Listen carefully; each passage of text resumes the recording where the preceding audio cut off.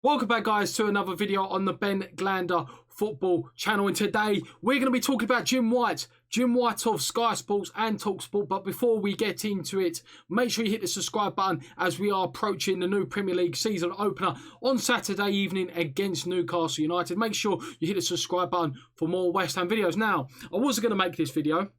However, this is someone that I used to watch in my childhood. Jim White used to do, well, he still does. He does the Sky Sports transfer deadline day. Someone who I used to enjoy watching when I was 18, 19. I'm 26 now. Until he pretty much went on TalkSport and started spewing a load of nonsense. And seems to be on the payroll of Sully and Gold. So I just wanted to talk about it and why I pretty much dislike this guy now. Let me know, guys, in the comment section down below. What do you think of this old media agenda against West Ham? And by the looks of it, that many of TalkSport's payroll, that Tony, whatever his name is as well, backed him. Let me know in the comment section down below what you think that the agenda of backing Gold and Sullivan. Anyway, I just wanted to talk about it.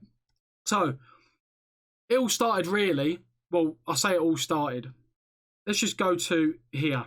Here, yes, here. Look at them. Look at them. You could just see outside of my camera, right? This is David Sullivan. Look at him, exchanging papers or whatever, talking to Jim White. They are pretty pally for whatever reason. I don't understand why, but they are pretty pally. Anyway, he goes, what do these West Ham fans want? Why is it habitually, yep. Why is it that they complain on the eve of a new season when they should be right behind Moyes? Stop being on the backs of the owners all the time. Jim White calls on West Ham United fans to get behind the team. Now, I understand that, you know, radio stations such as TalkSport, Radio Live, any kind of sort of train station that entices fans to come on and get involved with debates and discussions, there always has to be someone who has to be against or for the opposite of what maybe West Ham fans want to hear. I understand that, because if everyone sat on the fence and was just like, you know what, yeah, I fully agree with that. Yep, I fully agree. You know, I fully agree with West Ham fans, what they're doing right now, right? No one's going to call up TalkSport, get on the phone, make them money. But if you have someone like Jim White who's like, no, you should be backing the owners, blah, blah, blah, blah, blah, right? And spew a load of nonsense, then obviously that causes debate. So I do understand it. However, he's done this before. I did actually have an article up that he backed the Sullivan and Gold back in 2018, and he got a lot of criticism back then. But then I found out that was, you know, a source that I didn't really want to put on my YouTube video, so that's why. But yeah, trust me, I had an article up that said 2018 he backed him. Now, let's just go back to this. Like Nicky said on West Ham Fan TV, I think all West Ham fans now, especially me, I wasn't keen on David Moyes. I know there's a lot of people that are still not keen on David Moyes. However, right now, due to post-lockdown performances, I'm fully behind Moyes.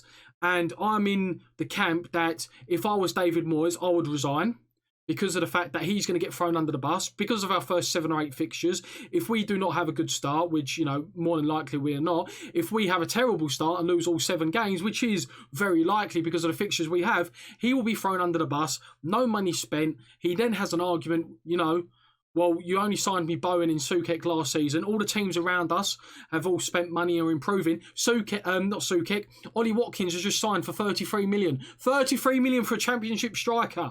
What is going on? What is going on? Anyway, I fully back Moyes. We do not back the bald. GSB out all the way. Get rid of them. Now, he then goes on to say, a source close to the owners was in touch with me. What he really means is that David Sullivan and Gold spoke to me, either on the phone or email, told me that there's 8 players who apparently can play on the same side as Dean Garner. Right, and I just want to talk about it. Let's just look at these supposedly 8 players. Antonio, who's now been converted to a striker, right? So let's not count him. I'm not counting him to play left wing. You got Yarmolenko, right? Someone who thrives playing off the right-hand side. He's made a living from cutting in on the off the right-hand side and putting it top corner or having a shot on goal. He's made a living similar to Arjen Robben, but Arjen Robben obviously done it at a much, much better level. Coming on from the right-hand side, have a shot. Do you think Yarmolenko would be effective out on the left wing? No. He's not that kind of player who's going to get the ball from the left wing, beat his fullback, whip across in for a goal. It's just not going to happen. We have Robert Snodgrass, again, someone who can play left wing, but does he really play left wing? No, he's exactly like Yarmolenko, likes to cut inside, either get a cross in or have a shot in from that right-hand side. We have Jared Bowen, again, who can play on the left-hand side. You've seen this theme, the variety in West Ham's wide play, pretty common. We have a lot of players who play on the right-hand side who like to cut in. We have now Anderson. You have Anderson on the left-hand side. Right, he's predominantly a right-footed player. He gets the ball from the left-hand side. He likes to cut inside, slows play down low. He's not really going to attack that fullback and get a cross in. So really, do we have 8 players that can play on the left wing? No, we do not.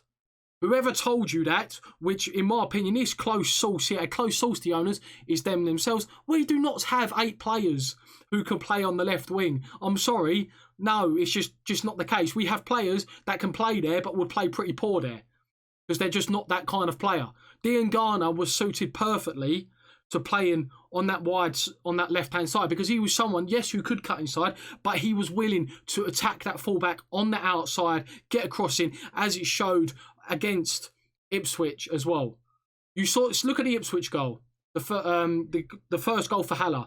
He gets the ball, he uses his upper body strength, he attacks the area, pulls it back for Haller. You're telling me Yarmolenko, Snodgrass would be able to do that on that left wing? It's just not happening. It's just not happening. So again, another load of rubbish and backing the ball. I do not get this. Obviously, you know, again, I do understand that people sort of have to cause a debate, but he's clearly on the Sully and Gold payroll. And this is someone that as I was saying at the beginning of the video, I really used to enjoy watching, but now he's a shambles. He spews loads of crap for you know, just get out of my way. Now, let's go back to this. Look at him. Yep. Now, seriously, Jim, you shouldn't have gone in on West Ham fans. This is Trevor Sinclair. He rang up TalkSport, and I would play the video, but then, of course, I don't know what I'll be risking my channel in terms of copyright. So, seriously, Jim, you shouldn't have gone in on West Ham fans. Diangana's an England under-21 player, homegrown. Why would you sell? Now, I even forgot about this, by the way. I forgot about this. I forgot that Diangana was English, and that there's a chance in the future, if he does very well, that he could possibly get in the England squad. It's very unlikely. He could score 20 goals next season. It's very unlikely because Sterling, Sancho, Rashford, you know, but because of English tax, which is clearly on some players, like Harry Maguire for 80 million, you could even say Declan Rice has got English tax, but to West Ham he's worth 80 million. So why are we selling Diangana? Why did we sell Diangana for 18 million? I do not know. So I fully agree with that. I completely forgot about that, because Diangana could, in a year or two time, be a £20 million player. But because he's English, he could be worth 35 million, because obviously the homegrown, etc., that comes into account. Why would you sell? The owners said we'd challenge for the Premier League and Champions League. The fans feel betrayed. Trevor Sinclair says Jim Wright was wrong hit out at West Ham United fans. Jim White, as I was saying, he was talking about, you know, everything going on at West Ham right now, that we should be backing the owners. And he was trying to allude the fact that we don't, you know, there's worse owners in Newcastle and Mike Ashley. Yes, it is well known that Mike Ashley wants to leave Newcastle. He wants to sell that club, but they're still spending 30-40 million. They've just bought Jamal Lewis, £15 million, that apparently was quoted to West Ham that if we was interested in buying him, it'd cost 30. Callum Wilson, 20 million. This is someone, yes, he does want to sell the club, but he does realise that he still needs to spend money in order to keep that team in the Premier League. And right now, everyone around us is strengthening. And everyone else is strengthening, and we are not. And it does look like that we could be struggling.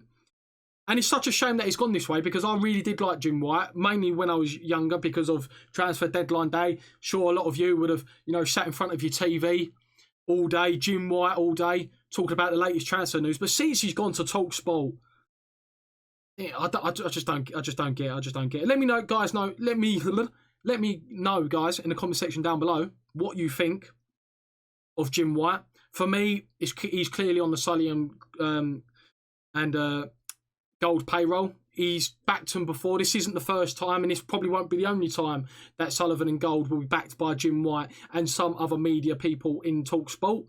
Let me know, guys, what you think, and also make sure you subscribe. We're close to hitting 1,000. Well, we're 180 away, but the Premier League season is coming for more West Ham videos, so make sure you hit the subscribe button, and I'll check you later.